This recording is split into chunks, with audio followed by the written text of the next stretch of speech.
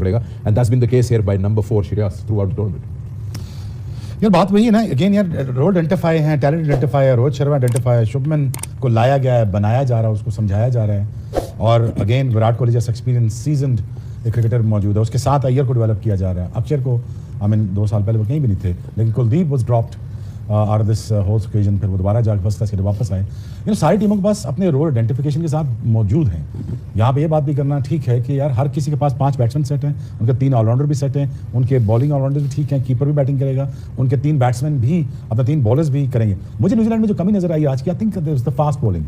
आई think mid overs में तो आपने रोक सकते हैं, मैं समझ सकता हूँ ब्रेसवेल ने अच्छी बॉलिंग की और वो अच्छा करता है, और इम्प्रूव्ड स्मेल से कह सकते हैं आप, तो तेज कर रहा था, बात समझ गया था, विकेट स्लो है, थोड़ा तेज करूंगा ताकि वो हो जाए।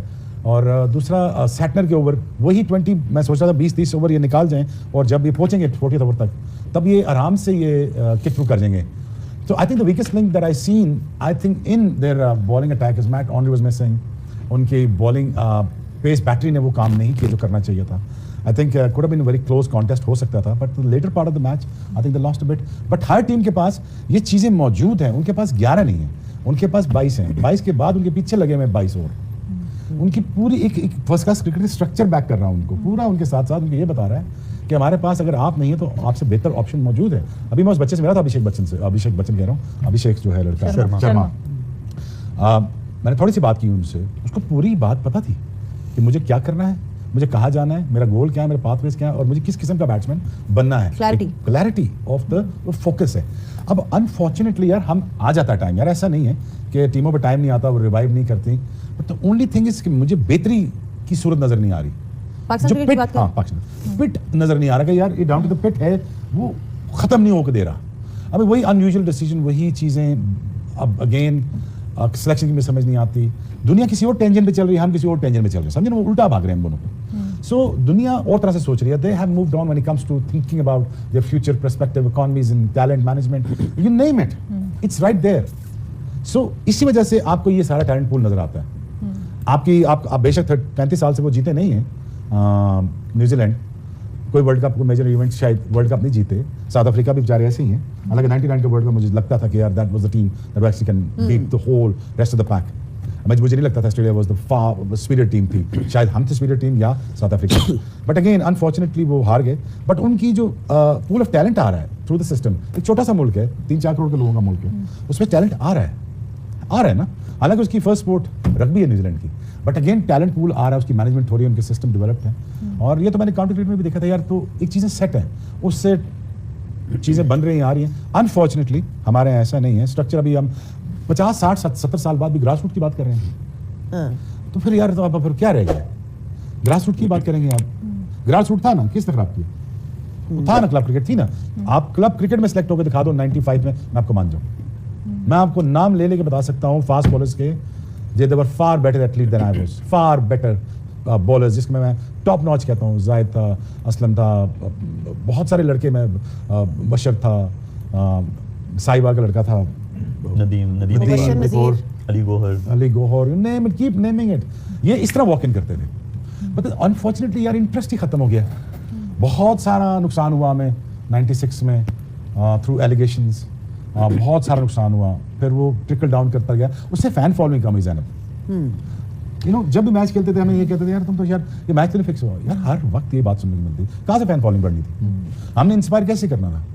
फिर आते आते आते आते तो एक तो नज़र पड़ गई पाकिस्तान क्रिकेट बोर्ड की चेयरमैनशिप के ऊपर लोगों की, बस यक के बाद दिगरे, यक के बाद दिगरे, आपने फ्यास को देखा नहीं पिछले 2-3-4 साल से, तो अभी भी हम ग्रास रूट की बात कर रहे हैं, डेवलप करें जी, डेवलप करें जी, वो क्या डेवलप करें, वो डेवलप्ड हो चुके हैं, वो मूव डाउन हो चुके हैं, दुनिया और टेंशन क्रिकेट खेल रही है। आप कौन सी ब्रांड ऑफ क्रिकेट की बात कर रहे हैं, आपके तो 11 ही पूरे नहीं होते, उनके 15, उनके 11 में 4 स्पिनर खेलते हैं, हमारे में 11 में 1 स्पिनर खेल रहा है, इतनी भी समझ नहीं है, तो फिर अब उसके बाद क्या रह गया है। इसमें प्लेयर डेवलपमेंट की बात में थोड़ा सा मैं ऐड करना चाहूँगी। आप देखें अक्षर पटेल, जडेजा, ये दोनों मिलते जुलते ऑलराउंडर है, ठीक है जडेजा का एक्सपीरियंस बहुत है, वो दोनों एक ही 11 में खेल रहे हैं, उन्होंने जडेजा को निकाला नहीं है, वही हम बात करें कि ठीक है वनडे क्रिकेट है, बट किसी को सेटल होने के लिए उसके साथ जितने सीनियर अंदर होंगे वो बेहतर तरीके से सेटल हो जाएगा। हम लोगों की पिछली चैंपियंस ट्रॉफी में शायद इमाद और शादाब दोनों थे, आज उनमें से कोई भी नहीं है, नवाज भी नहीं है। सो आपने अगर मूव ऑन करना भी है तो आपको पहले उसकी पहले एक तो उसकी फुल रिप्लेसमेंट तैयार करनी है और साथ जो दूसरे उस वक्त आपके अच्छे प्लेयर्स हैं उनको कंटिन्यू करना है। ऐसा नहीं हो सकता कि आप पूरी की पूरी टीम चेंज कर दें। और ये वो डिसीजन मेकिंग है जो प्लेयर डेवलपमेंट की हम बात करते हैं कि वो कहीं पे नजर ही नहीं आती आपकी। और फिर उसके बाद हम सिस्टम की मतलब एक तो पैसा सही जगह पे नहीं लग रहा, बहुत सी हमारे अनफॉर्चुनेटली फ्लॉज हैं। और हम बात ये करते हैं कि हम बराबरी करें, हम साउथ अफ्रीका की न्यूजीलैंड की बात करें, एटलीस्ट वो हर सेमीफाइनल में तो पहुंच रहे हैं, तो वो एटलीस्ट कुछ तो प्रोड्यूस कर रहे हैं। अगर उनके सिस्टम में कुछ जा रहा है तो हम लोगों को हमारी डिसीजन मेकिंग बहुत बेहतर होने की जरूरत है। और ये लीडरशिप से ही आएगा। जब तक हमारी लीडरशिप सर्वाइवल मोड में रहेगी, हर बंदा अपनी कुर्सी बचाने पे लगा रहेगा, तो कभी भी अच्छे फैसले नहीं होंगे। नहीं बिल्कुल, आपने प्लेयर डेवलपमेंट की बात की थी Shoaib, you are a mentor and you said कि one of the things that comes under you is player development. तो मैं ये पूछना चाहती हूँ कि आपने सिस्टम को थोड़ा देखा है, क्या प्लेयर्स आ रहे हैं जिनको आपको लगता है कि यार इसके अंदर पोटेंशियल है, ये अगर इसको डेवलप किया जाए तो आगे जाके ये Pakistan, because now you have to look at what you have ना, आपको तो यही देखना है कि भाई हमारे पास यही प्लेयर्स हैं, अब इनको कैसे डेवलप किया जाता है। कोई आपने कोई देखा या कोई ऐसा you know who you think would be considered in the future? देखिए, प्लेयर डेवलपमेंट क्या है? प्लेयर डेवलपमेंट ये है कि जब वो आपकी पाकिस्तान टीम में पहुंचे तो वो हर चीज़ के लिए रेडी हो। स्पेशली अंडर प्रेशर जब मैच जाता है, वो उसकी भी बेसिस जो है वो टिक होना चाहिए। उसको ये पता होना चाहिए कैसे रिकवर करना है। अगर मैं सीरीज़ खेल रहा हूँ या मैंने बैक टू बैक मैचेस खेलने हैं, how should I recover from one game to another game, ठीक है। तो प्लेयर डेवलपमेंट में ये भी आता है, ठीक है। उसके लिए देखें, ये शुरू हुआ August 5 को हमारे जो कॉन्ट्रैक्ट्स थे वो साइन हुए, और हमें जो था ये था कि आपको हाई परफॉर्मेंस जो है आपका ग्राउंड के साथ आपको मिल जाएगा। फिर ये ICC चैंपियंस ट्रॉफी स्टेडियम की चीज़ें आ गई, तो चीज़ें थोड़ी डिले हो गई। लेकिन वहाँ पे जब हमारे कैंप्स लगेंगे और वहाँ पे हम लोग जो है इन प्लेयर्स के साथ वहाँ पे जो इनकी चीज़ों पे काम होने वाला है, हमने प्रोफाइलिंग की है सारे मेंटर्स ने कि कौन कौन से, क्योंकि 35 प्लेयर्स थे, 29 एंड देन 5 या 6 जो थे centrally contracted players. So we did identify कि किसको कहाँ कहाँ इंप्रूवमेंट की ज़रूरत है। अब एंड फॉर दैट अब आपको क्या चाहिए? आपको टाइम चाहिए उनके साथ। लेकिन इतने सारे टूर्स, इतनी सारी चीज़ें, but a lot has changed, जिसमें यह है कि आपकी जो डोमेस्टिक की स्केजुलिंग है वो पहले से बहुत जो है बेहतर हुई है। अब आपकी जो चीज़ें, अब आप प्लेयर डेवलपमेंट की तरफ जो है वो तब आ पाएंगे जब आप हमारे साथ वो प्लेयर्स जो हैं उनको टाइम मिलेगा, फिर उसके बाद चीज़ें आपको उसके ग्लिम्सेस नज़र आएंगे। देखिए, ग्रास रूट लेवल पे आपको काम करना इसलिए ज़रूरी है कि आपकी फील्डिंग बहुत बड़ा एलिमेंट है। हमारे यहाँ पे बहुत अनफॉर्चुनेट है कि बहुत सारी अकेडमीज़ जो हैं वो छोटी छोटी जगह पे लग जाती हैं, जहाँ पे सिर्फ बॉलिंग और बैटिंग हो रही होती है, फील्डिंग पे कोई काम नहीं हो रहा होता, फिजिकल फिटनेस पे कोई काम नहीं हो रहा होता। गेम अवेयरनेस सिर्फ सिचुएशन के साथ डीलिंग नहीं है, गेम अवेयरनेस ये भी है कि आप अपने आप को कैसे लुक आफ्टर करते हैं, ठीक है। जैसे आपके साथ वाला बंदा कर रहा है, सुन बैठा हुआ है इनकी डेवलपमेंट क्या करेंगे ये बताइए। तो पत्थर के सनम की तो देखिए, ये ऐसी चीज़ें हैं जहाँ पे आपको it requires time, it requires consistency, कि जो लोग आपने लगाए हैं वो उसके साथ कंसिस्टेंट बेसिस पे काम करें। आपको आपकी स्केजुलिंग जो है आपकी इंटरनेशनल क्रिकेट के साथ वो ऐसी होनी चाहिए कि आपके जो सेंट्रली कॉन्ट्रैक्टेड प्लेयर्स हैं वो भी वो डोमेस्टिक क्रिकेट खेलें। तो वो हाँ बोल, मैं जो सोच रहा था आपकी बात भाई वो ये था कि आपने जो बात बताई, ये लॉन्ग टर्म सॉल्यूशंस है। ऑफकोर्स क्या हम रेडी हैं एशिया कप ऐसे ही खेलने के लिए या 26 ट्रॉफी ऐसे खेलने के लिए? शॉर्ट टर्म इमीडिएट सॉल्यूशंस क्या हो सकते हैं to get back on track to begin with? Because आप टूर्नामेंट्स को इग्नोर नहीं कर सकते। अक्टूबर में एक है और then again start of the next year.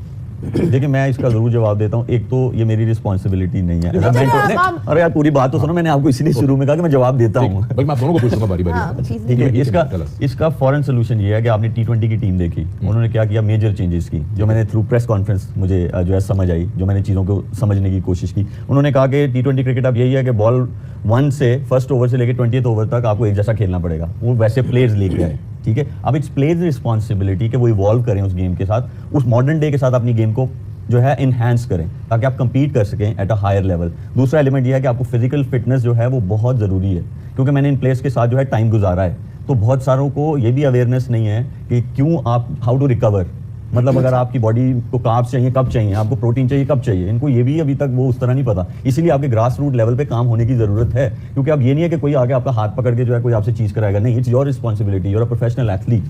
तो अभी जैसे आपने कहा एशिया कप है, वो भी T20 है, तो उन्होंने एक स्टेप लिया है।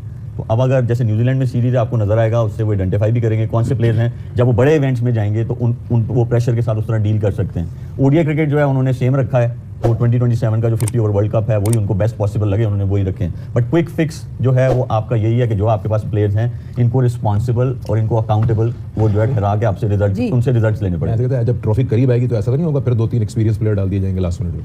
मैं चेयरमैन होता तो मैं कभी ऐसा ना होने देता। चले, ये आपको मिल गया। शॉर्ट टर्म गोल्स की बात हो रही है, लॉन्ग टर्म इन्होंने बड़ी अच्छी बातें की कि पूरा आपको ग्रास रूट से स्टार्ट करना पड़ेगा, आपको अपनी फिटनेस इंप्रूव करनी पड़ेगी, बहुत सी चीज़ें हैं जो कि मतलब एक एरिया नहीं है, that's long discussion. But if I am to ask you, because हम बहुत डिस्कशन करते हैं कि ये खराब है, ये खराब है, ये खराब है, ये खराब है, सोल्यूशंस। आई थिंक आज का मकसद ये भी है कि थोड़ा सा पाकिस्तान की बात क्रिकेट करें के कि ऊपर हम बात सोल्यूशन कर क्या रहे है। हैं तो बहुत लंबी डिस्कशन है, लेकिन वेरी शॉर्टली जो शॉर्ट टर्म गोल है उसमें सबसे पहले तो किसी जगह पे थम जाएं, रुक जाएं और अपनी जो भी मैनेजमेंट है उसको लॉन्गर रन दे दें 2 साल के लिए, 3 साल के लिए, ताकि जो भी उसका प्लान है वो उसके प्लान को प्लेयर्स तक पहुंचा के उनके रोल डिफाइन कर सके। सबसे पहले तो ये वाला काम जरूरी है कि मैनेजमेंट एक जगह पे रुक जाए, सिलेक्शन कमेटी जो भी आपने रखनी है उनको कंफर्म कर दें कि ये 2 साल के लिए स्याह करें, सफेद करें, अकाउंटेबल हम इनको करते रहेंगे, लेकिन इनको करने दें इनके प्लान्स को। उसके बाद जो भी आपको इस वक्त बेस्ट बॉल लगता है क्रिकेट का, प्लेयर्स का, उनको आइडेंटिफाई करके उनके रोल को डिफाइन करके उनके स्किल्स की इन्हांसमेंट के ऊपर काम करें। मेंटल स्टेट जो है उसको बदलें, जो अभी हम सीख सकते हैं ना। हमारे सामने इंडिया ने अपने आप को 2 साल पहले बदला, उनके कप्तान ने ये फीयरलेस क्रिकेट को इंट्रोड्यूस करवाया, सबसे पहले लीडिंग फ्रॉम द फ्रंट खुद सामने आए। तो हम इसे क्यों नहीं कर सकता? हम अपने नंबर, मेरा नंबर और मेरी रैंकिंग इसके से बाहर ही निकल रहे। तो सबसे पहले हमने अपने जो शॉर्ट टर्म गोल है मैनेजमेंट को एक रोल देना है और उनको जो भी प्लान है उसकी एग्जीक्यूशन के लिए उनको टाइम देना है, नंबर 1। नंबर 2, जो भी प्लेयर्स हैं उनको आइडेंटिफाई कर लें, वो 25 या 30, और उनको साल के लिए कॉन्फिडेंस और क्लैरिटी दे दें कि आप अगर टीम प्लान के ऊपर चल रहे हैं तो हम आपको बाहर नहीं करेंगे। जब ये क्लैरिटी उन तक पहुंचेगी, जब ये एक क्लियर मैसेज उन तक पहुंचेगा और उनके स्किल्स पे डे टू डे बेसिस के ऊपर उनके स्किल इन्हांस करने के लिए उनके ऊपर काम करते रहेंगे, तो ये जो शॉर्ट टर्म गोल है जो आपको 1 साल के अंदर चाहिए, जिसमें एशिया कप आ रहा है और अगले साल T20 वर्ल्ड कप है, we can fix many things. लेकिन अगर हम ये 3 चीज़ें ना कर सके तो फिर वही होगा कि जो इन्होंने कहा कि दोबारा फिर लास्ट 1 महीना पहले हम अपने किसी और बंदे को लेके आएंगे, हॉर्सेस फॉर कोर्सेज की बातें शुरू हो जाएंगी। तो वो हॉर्सेस फॉर कोर्सेज आज से डिफाइन कर लो। बाबर आजम पाकिस्तान का बहुत अच्छा प्लेयर है, उसको कैसे आप बाहर निकाल सकते हैं? रिजवान ने बहुत अच्छी परफॉर्मेंस दी है। हाँ, अगर वो आपके रोल और जो मॉडर्न डे क्रिकेट की रिक्वायरमेंट है, सारी जो जितनी भी जिसको कहते हैं कि फेवर्स थी वो इंडियन टीम के लिए थी, तो विकेट कंडीशंस हर चीज़ उनकी फेवर है। उसके बावजूद न्यूजीलैंड ने बड़ी फाइट की है और आखिरी मेरा ख्याल 49 ओवर में जाके कहीं चेज हुआ है। उनके स्पिनर्स ने भी अच्छी बॉलिंग की है और फास्ट बॉलर हेनरी की उन्हें कमी महसूस हुई है। नेथन वीकलिंग थे उनके। हाँ, वो उन्होंने हमारे खिलाफ भी 2 ओवर किए थे, 20 रन दिए थे। अब भी उन्होंने 2 ओवर में 24 रन दिए हैं। वो अभी सेटल नहीं हो पा रहे, लेकिन हेनरी की बहुत ज़्यादा उनको कमी महसूस हुई है। फास्ट बॉलिंग को खुद अच्छा खेलते हैं, इन्होंने इंडियन फास्ट बॉलिंग को भी आड़े हाथों लिया। अच्छा खेले, शामी को भी, उसको भी 100 से ज्यादा रन हुए उनके 12 के ओवर। अगर उनकी फास्ट बॉलिंग अगर हेनरी होता अदर एंड तो वो इनको थोड़ा मुश्किल डालता। तो मेरा ख्याल है कि हेनरी का लॉस हुआ उनको और स्पिन इनको सही खेली नहीं आ रही थी, उस वजह से ये फंसे हैं। नहीं तो 30-40 रन आराम से कर सकते थे। 10 में 70 इन्होंने लगाया हुआ था, लेकिन विकटें देना शुरू हो गए। जहाँ विकटें देते हैं तो फिर आपको ऑब्वियसली थोड़ा रुकना पड़ता है। उसके बावजूद ब्रेसवेल बहुत अच्छा खेला है, जो आखिरी 10 ओवर में 70-80 रन किए उन्होंने। ये दोनों इनके प्लेयर डेंजरस है, सेंटनर और ये। बहरहाल बहुत ज़बरदस्त मैच हुआ। फाइनल मैच ऐसा ही होना चाहिए जैसा हुआ। क्रिकेट इसीलिए अच्छी लगती है कि जब बड़े मैच आते हैं और मैच भी बड़े अच्छे होते हैं। बिल्कुल, बहुत अच्छा मैच हुआ। मुबारकबाद इंडिया को कि वो दूसरी बार जीती है। एक बार शेयर की है, 2.5 ट्रॉफी जीते हुए हैं। 2.5 ट्रॉफी जीते हैं, बिल्कुल। श्रीलंका से शेयर की थी। बहुत ज़्यादा परफॉर्मेंस है। हाँ। और मज़े करें, बिल्कुल जी, एंजॉय करें। वो वहाँ पे तो जैसे ही ये खबर मिली कि नहीं जी अब इंडिया जीत गई, बिकॉज बड़ा जो इंडियन टीम के फैंस थे वो बहुत जो है ना, बहुत उनको पैल्पिटेशन हो रही थी। जिस तरह से एक टग ऑफ वॉर चल रही थी, जहाँ ये मैच चल रहा था, थोड़ा सा रन बनते थे, उसके बाद एक विकेट गिर जाती थी, फिर उसके बाद सबके उम्मीदें वो जो है वो खामोश हो जाती थी, सबकी उम्मीदें जो है वो मध्यम हो जाती थी। और आपको ये दिख रहा था स्टेडियम में भी, क्योंकि इंडियन फैंस आपको वहाँ ज्यादा दिख रहे थे, सन्नाटा हो जाता था। जैसे अक्षर पटेल की विकेट गई तो उसके बाद एकदम से खामोशी और सन्नाटा हो गया। How do you assess this match? Actually अभी जो बात हुई कि जिस तरह फाइनल होना चाहिए, जिस तरह हार्ड कंपटीशन थी, जिस तरह ब्लड सर्कुलेशन थी, जिस तरह इंडिया को सपोर्ट किया गया, this is such a wonderful final. और जो हमारी एक्सपेक्टेशन थी न्यूजीलैंड से, उससे 30-40 रन थोड़े से पीछे थे। आज मेरी बड़ी एक विश थी कि आज विलियमसन अपने एक्सपीरियंस का सही इस्तेमाल करते और जिस तरह की उसने लास्ट इनिंग खेली, अगर उससे आधी भी नहीं खेलते शायद वो 30 से 40 रन का जो फ़र्क था वो एक टफ टाइम दे सकता था इंडिया को। अनफॉर्चुनेटली वो नहीं हो सका। लेकिन उसके बावजूद जिस तरह यूसुफ ने बात की, हेनरी की थोड़ी सी कमी महसूस हुई। एक तो इन्फॉर्म थे और 2 मैच पहले उन्होंने 5 विकेट भी लिए थे। अगर अर्ली ऑन वो विकेट टू विकेट बॉल करता है और हल्की से उसको सीम स्विंग भी मिलती है। और जब आप ऐसे बॉलर को लॉस करें तो सडनली आपका जो ड्रेसिंग रूम है वो कहीं ना कहीं गॉसिप जरूर करता है कि यार आज इसको रिप्लेस करने वाला आया कि उस तरह एटलीस्ट उस तरह का नहीं, उससे मिलता जुलता अगर परफॉर्म कर गया तो हम इंडिया के पहले 2-3 विकेट्स गिरा सकते हैं। अनफॉर्चुनेटली वो उस तरह नहीं हुआ और वही हुआ जो उन्होंने स्मिथ ने हमारे अगेंस्ट किया। आज वो उनका वीक लिंक था, जिस तरह आपने बात की, उस पर ही अटैक किया और पहले 10 ओवर में 1 साइडेड मैच हुआ। No doubt being a professional team New Zealand ने कम बैक किया, लेकिन कहते हैं ना कि बड़ी देर कर दी मेहमान आते आते, तो वो थोड़ा सा लेट हो गए। अदरवाइज अगर 20-30 रन एक्स्ट्रा होते तो आज इससे भी अच्छा मैच देखने को मिलता। बेशक इंडिया जीत जाती है, अच्छी फॉर्म में है, एक हैबिट बन चुकी है उनको मैच जीतने की। बड़े इवेंट आईसीसी इवेंट जीते कि कहते हैं वो हैबिचुअल होते जा रहे हैं। उनको अपने टीम कॉम्बिनेशन पे उनकी जो जिस तरह केएल राहुल का यूज़ किया गया एक्सपीरियंस के, उस जगह पे जब आपके 2-3 विकेट अगर कोलैप्स होते हैं तो उस सिचुएशन में आके टीम को संभालना, उस सिचुएशन में 3 से 40 रन इतनी बड़ी नहीं लगती कि ऐसे फील होता है कि जैसे हर मैच में उसने सेंचुरी की और टीम को उस सिचुएशन से निकाल के ले गए। गया जो कि विनिंग लाइन को क्रॉस करने में किसी भी कप्तान को किसी भी टीम को जरूरत होती है। बिल्कुल यूसुफ, कितना हम बार बार बात करते हैं रोहित शर्मा, विराट कोहली, केएल राहुल एक इतने अंडररेटेड प्लेयर हैं इंडिया के जिनकी इतनी बात नहीं होती। मतलब क्लच सिचुएशंस में आते हैं वो, अभी हमने चैंपियंस ट्रॉफी में उनको देखा कितनी दफा वो क्लच सिचुएशंस में आए, यानी केएल राहुल अब क्लच राहुल उनका नाम हो जाना चाहिए। जिस तरह वो उन सिचुएशंस में आके अपने नर्व्स को काम रख के और जिस तरह वो अपनी टीम को वो रोप क्रॉस करवाते हैं, वो जो सबसे टफ मोमेंट होता है टीम के लिए। देखिए वो बड़ा टेक्निकल साउंड प्लेयर है, अगर आप उसको देखें ना, बहुत वो अंडर द चिन खेलता है और प्रेशर सिचुएशन में वो जो है ना उसके नर्व्स जो है बड़े कंट्रोल रहते हैं और वो पसंद करता है प्रेशर सिचुएशन में खेलना और उसको मजा आता है। देखिए ये 34 रन जब बात करते हैं ना कि हमें सेंचुरी और 50 नहीं चाहिए, हमें नंबर 1 होने वाली बैटिंग नहीं चाहिए, हमें मैच विनिंग बैटिंग चाहिए। बिल्कुल। केएल राहुल, रोहित शर्मा, श्रेयस भाई नाम पूरा आपकी चैंपियंस ट्रॉफी गुजर गई। अय्यर हर बार इतने रन्स करता है। मैं 2-3 मरतबा से 50 अपना मिस किया है, लेकिन बड़ी सॉलिड इनिंग खेलता है, जब जरूरत पड़ती है वो खड़ा हो जाता है। तो आप देखिए उनकी टीम में जितने भी प्लेयर हैं ना वो मैच जितवाने वाली इनिंग खेलते हैं, जहां जिस तरह की जरूरत है वैसे खेलेंगे। अगर ये फ्लैट ट्रैक पे खेलेगा ये स्ट्राइक रेट इसका बहुत अच्छा होगा, अभी चाहे कम है लेकिन जब अच्छी विकेट पे खेले, जैसे लाहौर वाली विकेट है, इसमें बहुत अच्छे स्ट्राइक रेट से खेले। ये गेम अवेयरनेस भी होती है कि आप किस सरफेस पे किस तरह की बैटिंग करनी है, इस तरह के सरफेस पे किस तरह की बैटिंग करनी है, ये प्लेयर्स में अवेयरनेस होती है। तो ये बड़ा अच्छा इस्तेमाल करते हैं। जो आज न्यूजीलैंड वालों में बैटिंग में थोड़ी कमी नजर आई है, वो समझ रहे थे ये वही लाहौर वाली विकेट नहीं, लाहौर वाली नहीं थी। इस पे आपको दूसरे टाइप की बैटिंग करनी थी। आपने 10 ओवर में लूट लिया था, वो मजे ले लिए थे, बिल्कुल सही जगह पे आगे थे। अब आपको 3-3 4-4 करके ओवर लेके जाने थे आगे, लंबी पार्टनरशिप लगानी थी, क्योंकि आखिरी 10 ओवर में फिर आपको 79 रन का मौका मिला। मिडिल में तो ये 35 ओवर से शुरू होते तो आप 125 कर देते। तो इन्होंने थोड़ा सा मिस किया ट्रिक को कि इधर क्या करना था। ये अवेयरनेस की थोड़ी सी लैक नजर आई है, जो लाहौर में खेले हैं और जो वहाँ खेले हैं, दोनों डिफरेंट सर्विस थे, डिफरेंट बॉलिंग थी। हर बार एक जैसी चीजें नहीं हो सकती। अगर लाहौर में खेलते तो शायद ये इस तरह की पेस दोबारा कर सकते थे, लेकिन वहाँ नहीं कर सकते। तो यहाँ थोड़ा सा मिस किया। ठीक है मेरे साहब, ये जो अभी एक जो इब्तदाई बैटिंग है, जैसे रोहित की बात हुई है, वो कैसे फिर खेल लेते हैं? आप हर मरतबा आते हैं, एक ही आपको हिकमत अमली के साथ हैं, इसमें पीछे क्या चीज़ें हैं कि आप मेंटली बिल्कुल अपनी जगह पर फिक्स हैं, आपको कोई खौफ नहीं है किसी चीज़ का? खौफ बेसिकली आप सिर्फ अपनी क्रिकेट के साथ देखें, वो फेमस एज ए हिटमैन, आपने पीछे वाली ब्रीड भी आपने जनरेट करनी है, क्योंकि आप जब फील्डलेस क्रिकेट खेलते हैं, आप जो देखने वाले पीछे प्लेयर्स हैं, जो 12 प्रोग्राम है, वो भी बहुत कुछ सीख रहे होते हैं। हेलो दोस्तों, स्वागत है आप सभी का हमारे चैनल पर एक बार फिर से। दोस्तों जैसा कि आप जानते हैं, चैंपियन ट्रॉफी ख़त्म हुए भी अब 1 हफ्ते से ज़्यादा हो चुका है ऑलरेडी, और भारत की चैंपियन ट्रॉफी आराम से जीत गया, जिसमें भारत ने सभी मैच लगातार जीते और कोई भी टीम भारत को नहीं हरा पाई। लेकिन इसके बाद में अगर हम बात करें दोस्तों चैंपियन ट्रॉफी के बारे में, चैंपियन ट्रॉफी का सफ़र भारत के लिए पहले बांग्लादेश के साथ जो मैच हुआ था उसमें जीत के साथ आगाज़ किया भारत ने। उसके बाद में भारत ने पाकिस्तान की टीम को हराया और इस जीत के साथ ही भारत ने सेमीफाइनल में अपनी जगह लगभग पक्की सी कर दी। और उसके बाद में पाकिस्तान इस मैच के आने के बाद लगभग बाहर से ही हो गया था इस टूर्नामेंट में। उसके बाद में भारत ने न्यूजीलैंड की टीम को हराया और टेबल में टॉप किया। उसके बाद में अगर हम बात करें दोस्तों, सेमीफाइनल में जो भारत का मुकाबला हुआ था वो ऑस्ट्रेलिया के खिलाफ होता है, और ऑस्ट्रेलिया की टीम बहुत ही ज़्यादा मजबूत मानी जाती है। स्पेशली अगर हम बात करें तो ICC के इवेंटों में, वो भी नॉकआउट मैचों में बहुत ज़्यादा स्ट्रॉन्ग टीम मानी जाती है ऑस्ट्रेलिया को। लेकिन भारत ने ऑस्ट्रेलिया की टीम को इस सेमीफाइनल के मैच में हराकर वर्ल्ड कप का बदला भी लिया। वहीं अगर हम दूसरी तरफ बात करें, भारत ने जो फाइनल का मैच है वो न्यूजीलैंड के साथ खेला और न्यूजीलैंड की टीम को इस मैच को में हराकर भारत ने चैंपियन ट्रॉफी जीत ली। इस तरह से भारत ने तीसरी चैंपियन ट्रॉफी जीती और जिसके बाद में भारत ने लगातार 2 ICC इवेंट जीते और वो भी बिना कोई मैच गंवाए। क्योंकि दोस्तों जिस तरह से भारत ने world T20 match world cup जीता था, उसके जिसमें भारत ने एक भी मैच नहीं हारा था, उसी तरह से भारत ने ICC चैंपियन ट्रॉफी भी इसी तरह से जीती, जिसमें भारत ने एक भी मैच कोई भी टीम भारत को नहीं हरा पाई। अगर हम बात करें फाइनल मैच के बारे में दोस्तों, तो भारत को न्यूजीलैंड की तरफ से कड़ी टक्कर मिलने वाली थी, क्योंकि जिस तरह से OT में भी एक आस लगाई थी कि न्यूजीलैंड की टीम भारत की टीम को टक्कर देंगी, लेकिन ऐसा कुछ नहीं हुआ दोस्तों। भारत की टीम आराम से इस मैच को जीत कर चली गई। लेकिन हालांकि अगर हम बात करें दोस्तों पाकिस्तान की टीम का, पाकिस्तान की टीम जो पहले 2 शुरुआत के तीनों मैच हारकर इस चैंपियन ट्रॉफी से बाहर हो गई थी। उनके जो एक्सपर्ट थे, उनके जो मीडिया वाले थे, उनको काफ़ी ज़्यादा उम्मीद थी न्यूजीलैंड की टीम से कि भारत भी इस मैच को हराकर न्यूजीलैंड शायद ही चैंपियन ट्रॉफी जीतेगा, और जिससे भारत की चैंपियन ट्रॉफी हार जाएगा और भारत के हाथ ये इवेंट नहीं लगने वाला है। लेकिन दोस्तों ऐसा कुछ नहीं हुआ और भारत ने इस फाइनल मैच को जीतकर चैंपियन ट्रॉफी अपने नाम को ली। तो दोस्तों आगे देखते हैं वीडियो में क्या होता है। इसको अक्रॉस द ग्लोब जो मेरा वीडियो देख रहे हैं उनको बहुत बहुत मुबारकबाद। और अब मैं तमाम क्रिटिक्स से ये रिक्वेस्ट करूंगा, प्लीज वो एक वेन्यू एडवांटेज ये सारी बातें छोड़ दे, किसी की जीत का मजा अब किरकिरा ना करें। बिकॉज अगर इंडिया तमाम वेन्यूज पे खेलता तब भी वो ऐसा रिजल्ट लाने की सलाहियत रखता था। ये इतनी जबरदस्त टीम है, ऐसे ही ये इवेंट्स नहीं जीत रही।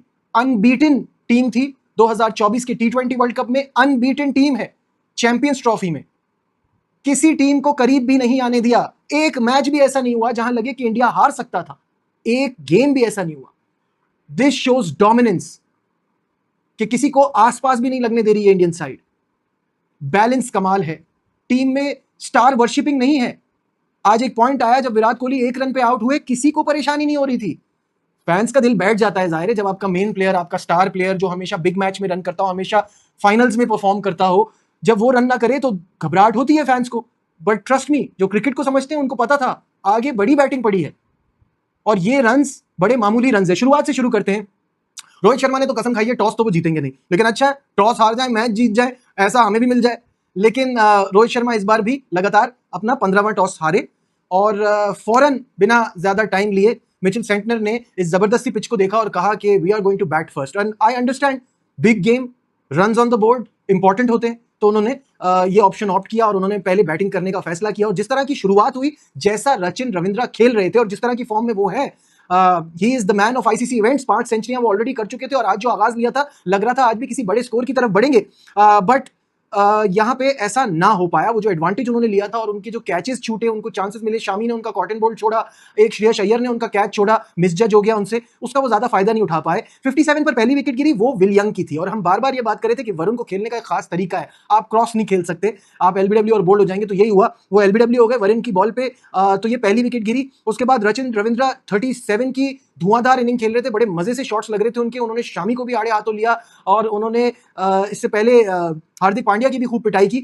लेकिन वो कैपिटलाइज नहीं कर पाए। तो जहां 57 पे पहली विकेट गिरी थी, उसके बाद लाइन से विकेटें गिरी, फिर भी न्यूजीलैंड की टीम भी एक ऐसी टीम है जो ऐसे आसानी से कोलैप्स नहीं करती। उनकी तरफ से फाइट बैक हुई, डेरिल मिचेल के 63, ग्लेन फिलिप्स के 34 और सबसे इंपॉर्टेंट नॉक खेली माइकल ब्रेसवेल ने, उन्होंने 53 रन जोड़े, जिसकी वजह से ये स्कोर पहुंचा 251 फॉर 7। अच्छा, हम यही बात कर रहे थे कि एटलीस्ट 250 क्रॉस हो तो थोड़ा फाइटिंग स्कोर तो बनेगा। यहां इस पिच पे अगर 30-35 रन ज्यादा होते तो शायद रिजल्ट कुछ और होता, but credit goes to the spin bowling of the Indian side. क्या स्पिनर्स हैं इनके, और इनको एडवांटेज ये है ना कि इनके स्पिनर प्रॉपर बैटिंग करते हैं। मैं इस वक्त इतना ज्यादा इंप्रेस हूं अक्षर पटेल से कि the way he bats, he is just phenomenal. ऊपर से उनकी बॉलिंग, क्या जबरदस्त पैकेज मिला हुआ है एक इंडिया को। एनी हाउ, वो आज विकेट लेने में कामयाब नहीं हुए, लेकिन 8 ओवर्स में उन्होंने सिर्फ 29 रन दिए, तो वो वाला रोल भी वो बहुत अच्छा निभा रहे हैं कि अगर विकेट नहीं ले रहे तो ज्यादा रन भी नहीं दे रहे। साथ में जडेजा ने 1 विकेट ली, 30 रन देखे।